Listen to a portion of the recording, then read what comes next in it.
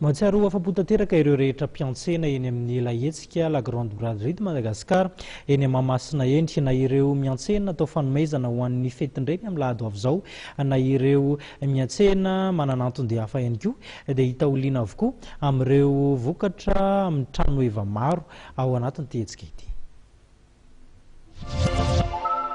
Amin'ity farany herinandro ity dia fianambidy-goavana na liquidation totale no miandry ireo mpitsidika lahetsika La Grande Braderie de Madagascar andiana natokana ho fankalazana ny fetin-dreny izay karakarain'i Madavision etsy amin'ny lapan'ny fanatanjahantena sy ny kolontsaina etsy Mahamasina.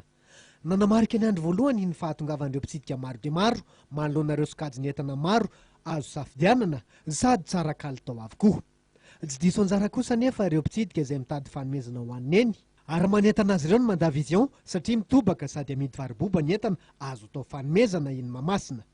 Araka ny nambara Madavision hatrany dia namarika ny farany herinandro kosa ny fanentanana ho an'ireo tanora raha tsy hitanisa afa-tsy ny fampisehoana slam, zomba sy fananana misakafo. Nanamarika ny Madavision fa azo loka avokoa ireo mpandray anjara rehetra. Tsy nanafina ny fahafapony kosa ny mpikarakara tamin'izay telo andro voalohany nisy La Grande Braderie de Madagascar andiany natokana ho an'ny eny izay satria namaly ny antso ireo mpitsidika.